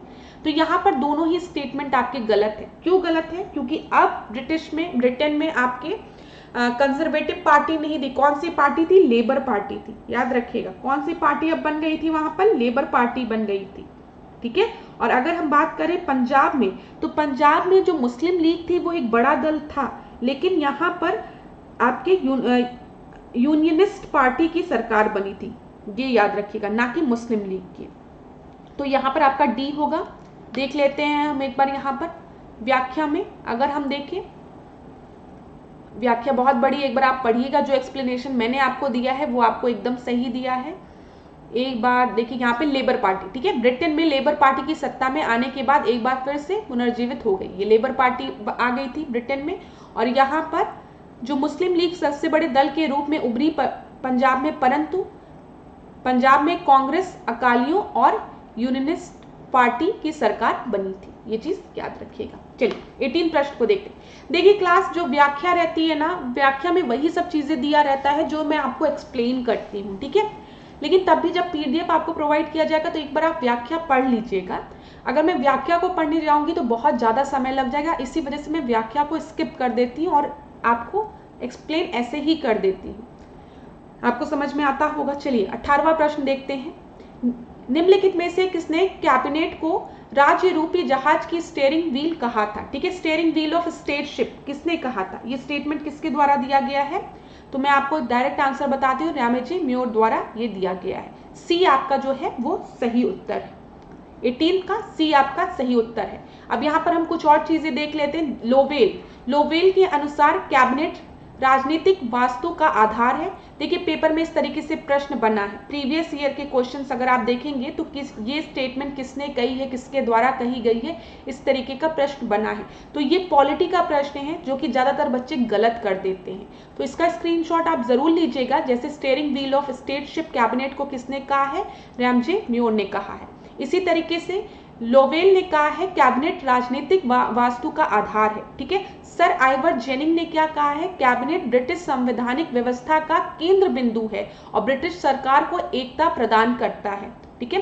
ग्लेडस्टोन ने क्या कहा है? कैबिनेट सूर्य के समान है जिसके चारों ओर अन्य निकाय परिभ्रमण करते हैं। तो यहाँ पर जितने जो स्टेटमेंट दी गई है ये बहुत इंपॉर्टेंट है, इसको आप लाइटली मत लीजिएगा, हल्के में मत लीजिएगा। स्क्रीनशॉट लीजिए, 2-3 बार आप पढ़ेंगे आपको खुद याद हो जाएगा। इसमें एक्सप्लेन करने वाली कोई चीज नहीं है। नोट्स आपको मैंने प्रोवाइड कर दी है, याद करने का काम आपका है। 19 प्रश्न को हम देखते हैं। समानता एक वर्ष में संसद में कितने सत्र होते हैं? ठीक है, कितने सेशंस होते हैं पार्लियामेंट में? एक, उसमें तो बी आपका होगा 3 होते हैं। आपने अक्सर सुना होगा पेपर में, फरवरी टू मई हम बजट सेशन कहते हैं। ठीक है, जुलाई टू सितंबर को मॉनसून सेशन कहते हैं और नवंबर टू दिसंबर को विंटर सेशन कहते हैं। ठीक है, यहाँ पे अगर पेपर में कभी आपसे पूछे सबसे छोटा सत्र कौन सा होता है, सेशन कौन सा होता है, तो विंटर सेशन होता है। ये 1 महीने के लगभग का होता है। चलिए यहाँ पे शॉर्ट में दे दिया गया है, यही चीज हिंदी में पूरी व्याख्या में आपका लिखा हुआ है, जो चीज यहाँ पर शॉर्ट में दी गई है। स्क्रीनशॉट ले लीजिएगा। फिर अगला प्रश्न अब हम देखते हैं। अगला प्रश्न क्या है? भारत सरकार अधिनियम 1935 के द्वारा निम्नलिखित किन 2 नए प्रांतों का निर्माण किया गया? ठीक है, यहाँ पे कौन 2 नए प्रोविंस आपके फॉर्म हुए थे 1935 के बाद पूछा गया है। तो यहाँ पर आपका जो सही उत्तर है वो क्या होगा? सिंध और उड़ीसा। ठीक है, यहाँ पर डी होगा 1 और 3 आपका जो है वो सही उत्तर है। ठीक है, 1935 के बाद बोला गया। देखिए भारत सरकार अधिनियम 1935 गवर्नमेंट ऑफ इंडिया एक्ट 1935 ने प्रांतों का एक प्रकार पुनर्गठन किया था। ये चीज आप याद रखेंगे। बॉम्बे से एक प्रांत अलग कर उसका नाम क्या रखा गया था? सिंध रखा गया था। बॉम्बे से एक प्रांत को अलग किया गया, उसका नाम सिंध रखा गया। बिहार और उड़ीसा का विभाजन करके बिहार और उड़ीसा के अलग अलग प्रांत बनाए गए। ठीक है, दोनों को विभाजित किया गया और इन दोनों को अलग अलग प्रांत बना दिया गया। इस अधिनियम ने केंद्र और प्रांतों के बीच शक्तियों को विभाजित किया। ये विभाजन इस प्रकार था: संघीय सूची, ठीक है, प्रांतीय सूची और समवर्ती सूची। ये पेपर में प्रश्न डायरेक्ट पूछा जाता है। जो हम लिस्ट की बात करते हैं, लिस्ट की बात हम किस शेड्यूल में करते हैं? 7 शेड्यूल में करते हैं ना, कॉन्करेंट लिस्ट, स्टेट लिस्ट और यूनियन लिस्ट। ये हमने, ये जो लिस्ट की बात की है, ये हमने कहाँ से अडॉप्ट किया है? तो गवर्नमेंट ऑफ इंडिया एक्ट 1935 से। ये चीज याद रखिएगा, पेपर में पूछा जाता है, यहाँ पर आ गया तो मैंने आपको रिवाइज करवा दिया, ठीक है, ये चीज आप याद रखेंगे। इसने 2 सदन, संघीय विधानसभा और राज्यसभा की परिषद का भी गठन किया था, जिसमें निचला सदन और हम उच्च सदन की बात करते हैं, ठीक है, ये भी चीजें हो गई। चलिए, अच्छा, यहाँ पे एक और इंपॉर्टेंट पॉइंट जो मुझे आपको बताना है, पेपर में कई बार पूछा है, वो ये है कि प्रांतीय स्तरों पर द्वैत शासन को समाप्त कर दिया गया। प्रोविंस में इन्होंने द्वैत शासन को, ठीक है, समाप्त किया और स्टेट में इन्होंने द्वैत शासन को लगाया। सॉरी, प्रोविंस में समाप्त करके सेंटर में ये चीज पेपर में कई बार पूछी जाती है। द्वैत शासन को इन्होंने प्रांतों में, किस एक्ट के थ्रू द्वैत शासन को प्रांतों में समाप्त किया गया और सेंटर में लगाया गया? तो वो था गवर्नमेंट ऑफ इंडिया एक्ट 1935 के थ्रू। और अगर यही पेपर में आपसे प्रश्न पूछे कि प्रांतों में द्वैत शासन किस एक्ट के थ्रू लगाया गया था, तो वो कौन सा था? 1919 का एक्ट था। दोनों चीजें याद रखिएगा, ठीक है। 1919 में द्वैत शासन प्रोविंस में लगाए गए थे, ठीक है, और 1935 में इस द्वैत शासन को प्रोविंस से हटाया गया, ठीक है। चलिए, और सेंटर में लगाया गया। 21वां प्रश्न अब हम देखते हैं। सर्वोच्च न्यायालय ने किस वाद में निर्णय दिया था कि नीति निर्देशक तत्वों और मूल अधिकारों के टकराव में मूल अधिकार प्रभावी होगा? यहाँ पे बोला गया है किसमें सुप्रीम कोर्ट ने ये रूलिंग दी थी कि जो फंडामेंटल राइट और डायरेक्टिव प्रिंसिपल में जब भी कॉन्फ्लिक्ट होगा तो फंडामेंटल राइट जो है वो प्रिवेल करेगा, वो इफेक्टिव होगा। तो ये किसमें बोला गया है? सबसे पहला ऑप्शन आपको दिया गया है चंपकम, ठीक है, दोराई राजनवाद, ठीक है। और मैं आपको सही बता दूं, इसका उत्तर यही है, ए जो है वो आपका सही उत्तर है, ठीक है। 1951 में सबसे पहला वाद यही हुआ था, जिसमें कि बोला गया था, सबसे पहला विवाद यही हुआ था जिसमें कि मौलिक अधिकार और नीति निर्देशक तत्वों में एक विवाद देखा गया था कि कौन सा प्रिवेल करेगा। तो उसमें न्यायालय ने ये निर्णय दिया था कि जो मौलिक अधिकार हैं उनको ज्यादा प्राथमिकता दी जाएगी, ठीक है, और जो नीति निर्देशक तत्व हैं वो एक सहायक के रूप में देखे जाएंगे। ये चीज आप याद रखिएगा। अच्छा, एक और केस आया था 1918 में, ये तो 1950 का है। एक 1980 में आपका एक मिनर्वा मिल केस आया था। ये भी पेपर में कई बार पूछा जाता है, ठीक है। इसमें सर्वोच्च न्यायालय ने क्या निर्णय दिया था कि भारतीय संविधान मूल अधिकारों और नीति निर्देशक तत्वों में के संतुलन में, बैलेंस में टिका हुआ है। ये चीज याद रखिएगा। मिनर्वा मिल वाद जो कि 1918 में सर्वोच्च न्यायालय ने निर्णय दिया था कि भारतीय संविधान मूल अधिकारों और नीति निर्देशक तत्वों के संतुलन पर टिका हुआ है। तो पेपर में कई बार ये भी पूछ लेता है, ये भी आप याद रखिएगा। तो ये दोराई राजन विवाद आप याद रखेंगे 1951, एक इंपॉर्टेंट प्रश्न था। चलिए, 22वें प्रश्न को अब हम देखते हैं। यहाँ पे आपको प्रावधान दिए गए हैं, यहाँ पे सूची दी गई है। अरे यार, ये तो बहुत ही आसान प्रश्न है। ऑल इंडिया सर्विस की बात की गई है, तो ऑल इंडिया सर्विस बताइए किस आर्टिकल में आपका होगा? अगर हम बात करें तो ऑल इंडिया सर्विस आपका 312 हो जाएगा। 312, तो ए का सेकेंड, ऑप्शन भी बहुत अच्छे आपके अरेंज किए गए हैं, 3 जगह दे दिए गए। चलिए, फिर कंपोजिशन ऑफ, अगर हम लोकसभा की बात करें तो कंपोजिशन ऑफ लोकसभा आपका किस में दिया गया है बताइए? कंपोजिशन ऑफ लोकसभा आपका दिया गया है 81 में, ठीक है। कंपोजिशन ऑफ राज्यसभा फिर क्या हो जाएगा? 80 हो जाएगा। तो यहाँ पे 1-3 देखो किस में दिया गया है? 2-1-3 आपका सी में दिया गया है। और एनुअल फाइनेंशियल स्टेटमेंट आप सभी को पता है 112 में। हम जब भी बजट की बात करते हैं तो कई बार ये प्रश्न बना है कि जो बजट टर्म है वो हमारे संविधान में कहीं पर भी नहीं लिखा है, ये टर्म नहीं लिखा है, तो हमको बजट के बारे में कैसे पता चलेगा? आर्टिकल 112 में एनुअल फाइनेंशियल स्टेटमेंट की बात की गई है, वार्षिक वित्तीय विवरण की बात की गई है, ठीक है, ये चीज कई बार पेपर में पूछी गई है। क्या बजट टर्म हमारे संविधान में कहीं पर लिखा है, कॉन्स्टिट्यूशन में? नहीं। 112वें आर्टिकल में, अनुच्छेद में एनुअल फाइनेंशियल स्टेटमेंट बजट के लिए यूज किया गया है। तो यहाँ पर 22वें का सी आपका सही उत्तर हो गया। अच्छा क्लास, एक चीज मैं आपको और बता दूं, कभी अगर पेपर में कंफ्यूजन होना कि जैसे 80 दिया है और 81 दिया गया है, ठीक है, ये चीज समझिएगा, 80 दिया गया है, 81 दिया गया है।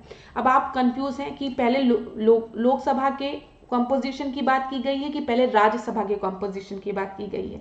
तो आप हमेशा याद रखिएगा, जो राज्यसभा है ना, उसको हम अपर हाउस कहते हैं। क्या कहते हैं? अपर हाउस कहते हैं। और लोकसभा को हम लोअर हाउस कहते हैं। तो आप बताओ, अब पहले किसकी बात होगी? राज्यसभा की बात होगी। तो आर्टिकल 80 जो है वो कंपोजिशन ऑफ राज्यसभा है और 81 कंपोजिशन ऑफ लोअर हाउस है, जो कि लोकसभा है। इस तरीके से आप इस चीज को याद रख सकते हैं। चलिए 23वें प्रश्न को अब हम देखते हैं। 23वें प्रश्न को ध्यान से देखिए। निम्नलिखित कथनों में से सत्य कथन चुने।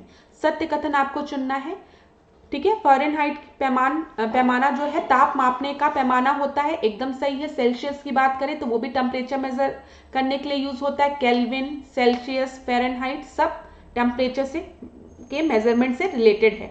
वायु में ध्वनि का वेग ताप बढ़ाने से घटता है। The velocity of sound in air decrease by increasing the temperature. ये गलत है, ठीक है। जब भी हम टेम्परेचर बढ़ाएंगे तो एयर में जो मॉलिक्यूल्स होंगे उनकी स्पीड बढ़ेगी और तो वेलोसिटी ऑफ साउंड जो होगा वो एयर में बढ़ेगा। ये चीज याद रखिएगा। यहाँ पर आपसे ट्रू स्टेटमेंट पूछा है तो ए आपका सही उत्तर हो जाएगा। देखिए क्या लिखा है, एज द टेम्परेचर इंक्रीजेस, जैसे जैसे हम ताप को बढ़ाएंगे तो जो कण होते हैं, जो मॉलिक्यूल होते हैं एयर में, उनके पास ज्यादा एनर्जी आएगी, ठीक है। उनके पास ज्यादा एनर्जी आएगी तो वो ज्यादा तेजी से वाइब्रेट करेंगे, मूव करेंगे, ठीक है। और जितनी तेजी से वो वाइब्रेट करेंगे उतनी तेजी से जो साउंड वेव है वो आपकी ट्रेवल करेगी एयर में, ठीक है। और जितनी तेजी से साउंड वेव आपकी एयर में ट्रेवल करेगी, आपको पता है उतना आसानी से आपकी जो वृद्धि होगी ध्वनि की वेग में ना, ध्वनि की वेग में जब वृद्धि होगी तो जो यहाँ पे लिखा है टेम्परेचर बढ़ने पे क्या होगा, इस प्रकार ताप बढ़ाएंगे जब हम तो ध्वनि की वेग में वृद्धि होगी।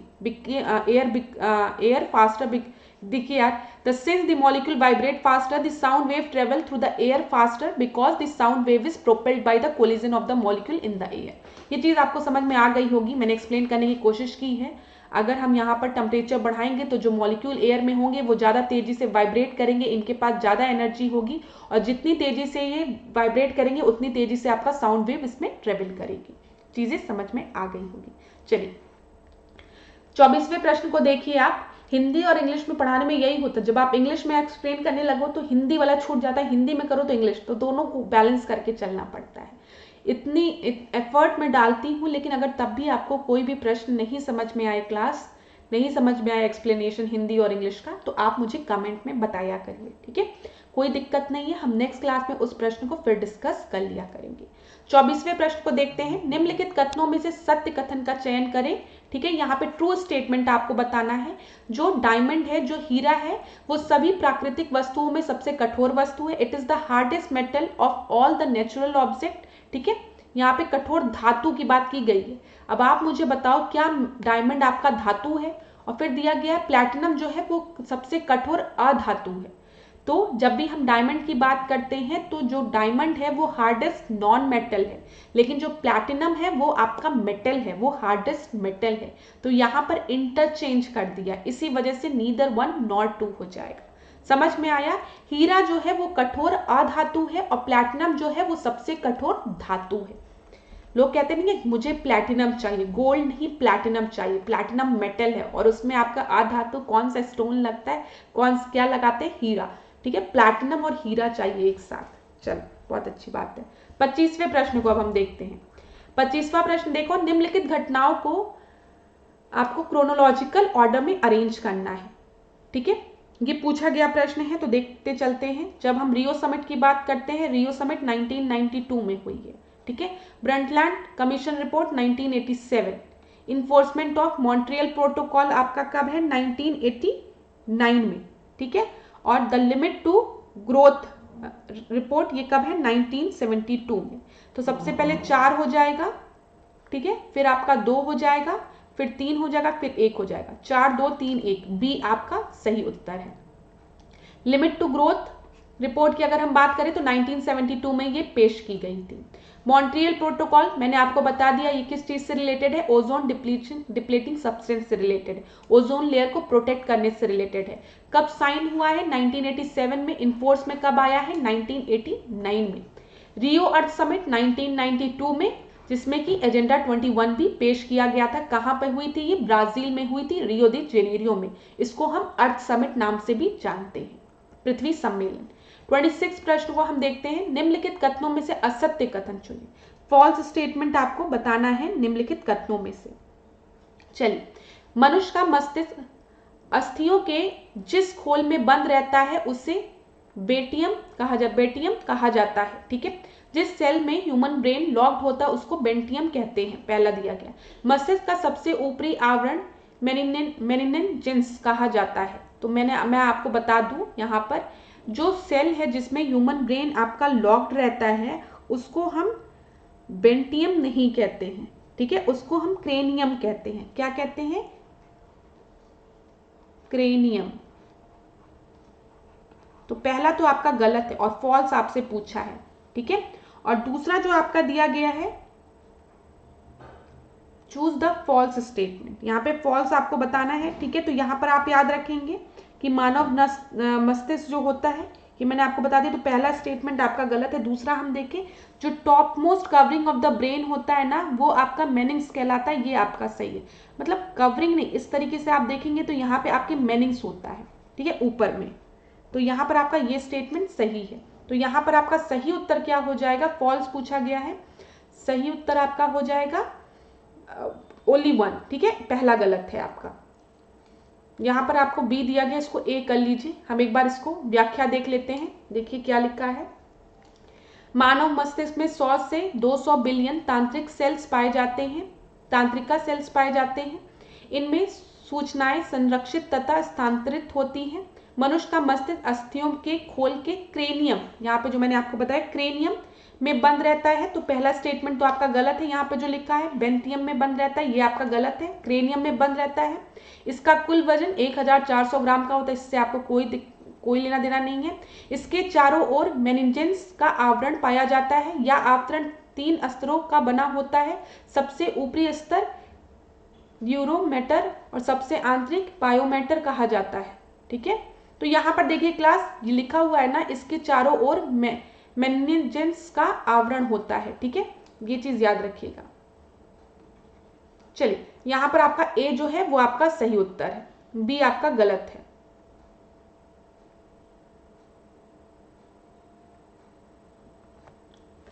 सेवन प्रश्न को हम देखते हैं, निम्नलिखित में से कौन सा युग्म सुमेलित है, कौन सा युग्म सुमेलित है, इसको हम देखते हैं 27 का। यहां पर आपका ग्रह मक्खी दिया है, क्यूलेक्स दिया है, सी फ्लाई दिया है, सैंड फ्लाई दिया है। तो यहाँ पे कौन कौन से किससे कौन कौन सी बीमारियां होती हैं, तो सैंड फ्लाई से काला आजार होता है, डी आपका सही उत्तर है, ठीक है, डी आपका सही उत्तर है। अगर हम हैजा की बात करें, जो कि आपका कोलरा दिया गया है, तो हैजा आपका किसकी वजह से होता है, दूषित पानी की वजह से ना, गंदा पानी पी लिया या दूषित भोजन खा लिया, तो उससे आपका कौन सी बीमारी होता है, कोलरा होता है, जिसको कि हम हैजा कहते हैं, ठीक है। चलिए, यहाँ पे डी आपका सही उत्तर है। एक बार हम लोग देख लेते हैं, हैजा व्यक्ति को दूषित भोजन या पानी पीने के कारण होता है, ठीक है। इसमें आज आपकी संक्रामक रोग से हो जाती है, पीड़ित हो जाती है। फाइलेरिया बीमारी जो होती है वो क्यूलेक्स मच्छर के काटने के दौरान होती है, जिसमें कि हाथी पाँव जो पैर होता है वो बहुत मोटा मोटा हो जाता है। सीसी मक्खी के काटने से स्लीपिंग सिकनेस होती है, ध्यान में दीजिएगा, सीसी मक्खी के काटने से स्लीपिंग सिकनेस होती है। काला आजार जो होता है वो एक बीमारी होती है, इसमें जो परजीवी जो इसके कारण होता है वो लिस्मेनिया नाम से जाना जाता है। चलिए, एक बार व्याख्या पढ़ लीजिएगा। 28 प्रश्न को अब हम देखते हैं। 28 प्रश्न आपका क्या है, नगोया प्रोटोकॉल को वर्ष 2008 में अपनाया गया था, ठीक है। यह आनुवंशिक संसाधनों के उपयोग से उत्पन्न होने वाले लाभों का उचित और न्याय संगत कानून समझौता है। यहाँ पे नगोया प्रोटोकॉल की बात की गई है और बोला गया है जो नगोया प्रोटोकॉल है, it was adopted in year 2008 it is a fair and equitable legal agreement of the benefit arising out of the use of the genetic resources. तो नगोया प्रोटोकॉल की अगर हम बात करें तो यहाँ पे 2000 जो 8 दिया है वो गलत है। प्रोटोकॉल को 2010 में नगोया जापान में अपनाया गया था और इसको लागू कब किया गया था? 2014 में किया गया था। और जो दूसरा स्टेटमेंट आपको दिया गया है जो इसका उद्देश्य था वो एकदम सही दिया गया है। तो यहाँ पर आपका सही उत्तर डी हो जाएगा। ये याद रखेंगे आप, 2008 नहीं 2010 में इसको साइन किया गया था जापान में और 2014 में इसे लागू किया गया था। 29 प्रश्न को अब हम देखते हैं। उत्तर प्रदेश के संबंध में निम्नलिखित कथनों में से सत्य कथन चुने। ठीक है, यहाँ पर बोला गया है प्रदेश में उत्तरी क्षेत्र को भावर क्षेत्र के नाम से जाना जाता है। भावर क्षेत्र की चौड़ाई पश्चिम से पूर्व की ओर बढ़ने पर अधिक हो जाती है। फिर इस क्षेत्र में गन्ने और धान की खेती बहुतायत में की जाती है। यहाँ पर आपका क्या बोला गया है कि सबसे पहले बोला गया है जो नॉर्दर्न रीजन है उत्तर प्रदेश का, अगर हम उत्तर प्रदेश का मैप कुछ इस तरीके से ले लें तो यहाँ पर जो नॉर्दर्न रीजन है वो भाबर है। आप सभी को पता है इधर भाबर होता है, फिर इधर तराई रीजन होता है। ठीक है, तो भाबर, तो यहाँ पे पहला ऑप्शन तो आपका सही है, हम मान सकते हैं जो उत्तर प्रदेश का जो नॉर्दर्न रीजन है नदन, वो आपका भावर रीजन है थोड़ा सा, उसके बाद तराई रीजन आता है। ठीक है, इधर तराई रीजन आ जाएगा। विड्थ जो है भाबर रीजन की वो इंक्रीज होती है as we move from west to east. West से ईस्ट की तरफ मूव करने पे जो इसकी विड्थ है वो आपकी इंक्रीज होती है, ये आपका गलत है। ठीक है, और भाबर रीजन में गन्ने और शुगर केन की खेती होती है, ये आपका सही है। यहाँ पर सी आपका सही उत्तर होगा, करेक्ट पूछा है, सी आपका सही उत्तर होगा। चलिए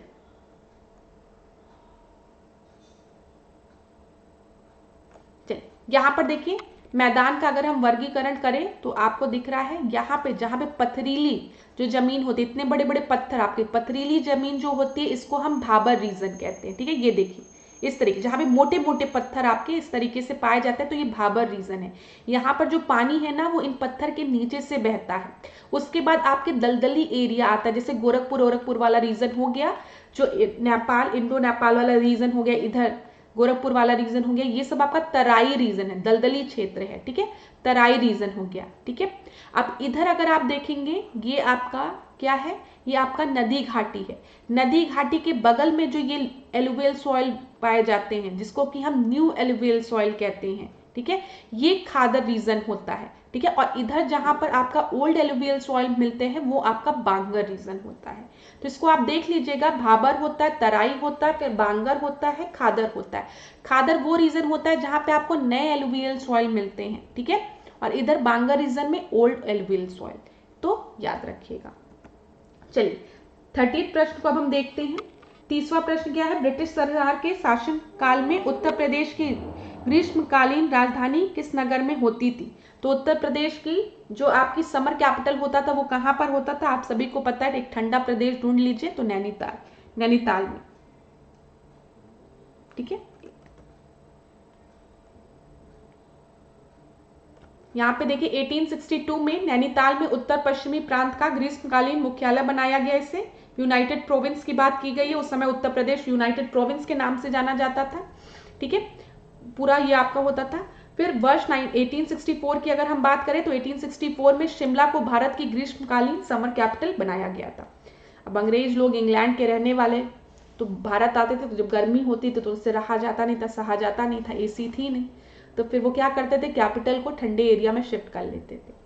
31 प्रश्न को हम देखते हैं। उत्तर प्रदेश का सबसे पहला हिंदी साप्ताहिक समाचार पत्र कौन सा था?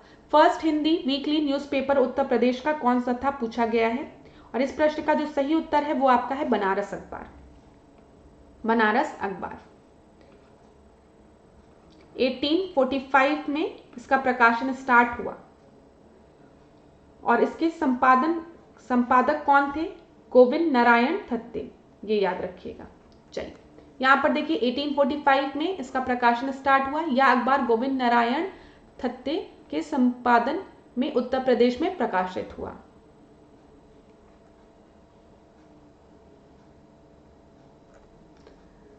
सेकंड प्रश्न को देखते हैं। निम्नलिखित में आगरा नगर की स्थापना किसके द्वारा की गई थी? बहुत ही आसान प्रश्न है, किसके द्वारा की गई थी? सिकंदर लोदी के द्वारा।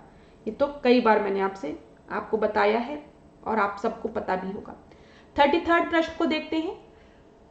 जब पूर्ववर्ती फसल को काटने से पहले ही आगामी फसल को लगा दिया जाए तो इसे किस प्रकार की कृषि कहा जाता है?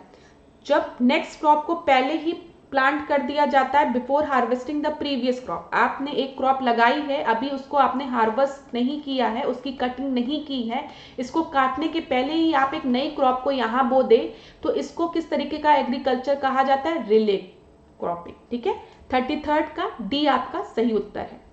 34 देखते हैं। वर्ष 2001 की तुलना में वर्ष 2011 में उत्तर प्रदेश के जनघनत्व में कितने अंक की वृद्धि हुई? तो देखिए, सेंसस से रिलेटेड प्रश्न है, पूछा गया है 2001 की तुलना में 2011 में कितनी बढ़ोतरी हुई। तो अगर हम बात करें 2011 की, तो उत्तर प्रदेश का जो जनघनत्व था, ठीक है, पॉपुलेशन डेंसिटी की बात की गई है, वो कितना था? 829 था 2011 में। ठीक है, और 2001 की अगर हम बात करें तो ये कितना था? ये आपका था 690। अब आप इसको सबट्रैक्ट कर लेंगे तो यहाँ पे 9 हो गया, यहाँ पर 3 हो गया, यहाँ पर 1 हो गया, तो 139 से वृद्धि हुई है। ठीक है, 2001 में जनघनत्व कितना था? 690 था। ठीक है, 2011 में कितना था? 829 था। दोनों को सबट्रैक्ट करेंगे तो 139 का इंक्रीमेंट हुआ है। अच्छा, अगर हम भारत के जनघनत्व की बात करें तो भारत का जनघनत्व कितना है? 382 है, ये याद रखिएगा। और सर्वाधिक जनघनत्व कहाँ पर है? दिल्ली में है। सबसे कम जनघनत्व कहाँ पर है? अरुणाचल प्रदेश में है। ये सब चीजें याद रखनी है। अब आज की क्लास का आखिरी प्रश्न जो कि सेंसस से रिलेटेड है। वर्ष 2011 की जनगणना के अनुसार निम्नलिखित राज्यों को उनकी अनुसूचित जनजाति की जनसंख्या के आधार पर अधिक से कम की ओर व्यवस्थित करिए। शेड्यूल्ड ट्राइब की बात की गई है और आपको अरेंज करना है ज्यादा से कम की ओर। तो आप सभी को पता है सबसे ज्यादा शेड्यूल्ड ट्राइब की पॉपुलेशन कहाँ पर है? मध्य प्रदेश में है। उसके बाद महाराष्ट्र में है, तो 2-1 यहाँ दिया गया है। ठीक है, फिर उसके बाद आपका कहाँ है? उड़ीसा में है, फिर राजस्थान में, फिर गुजरात में है और फिर झारखंड में। तो यहाँ पर आपका सही उत्तर क्या हो जाएगा? सी आपका सही उत्तर हो जाएगा। सी आपका सही उत्तर है। सबसे कम अगर पूछे अनुसूचित जनजाति की जनसंख्या कहाँ पर है तो गोवा में है। ठीक है, और अगर सबसे कम अनुसूचित जनजाति जनसंख्या वाला केंद्र शासित प्रदेश कौन सा है तो दमनदीप। ये भी याद रखिएगा, दोनों पॉइंट आप याद रखेंगे तो आपके दिमाग में बना रहेगा। तो thank you so much class. आज के सेशन को हम यहीं एंड करेंगे। होप आपको ये सेशन अच्छा लगा हो, चीजें समझ में आई हो। अगर किसी भी क्वेश्चन में आपको प्रॉब्लम हो तो आप मुझे कमेंट में बताइएगा, नेक्स्ट क्लास में हम उसको कवर करेंगे। ठीक है, मैं पूरी कोशिश करती हूँ आपको एक्सप्लेन इस तरीके से करूँ कि हिंदी वालों को भी दिक्कत ना हो, इंग्लिश वालों को भी दिक्कत ना हो। अगर कहीं पर आपको प्रॉब्लम होती है तो आप एक बार गूगल भी कर सकते हैं। तो धन्यवाद। इसी तरीके से मेरे साथ ऐश्वर्या सिंह के साथ बने रहिए, रिकॉर्ड एग्जाम के साथ बने रहिए। और अगर हम मिलते हैं नेक्स्ट क्लास में आपसे, खूब पढ़िए, खूब आगे बढ़िए। धन्यवाद।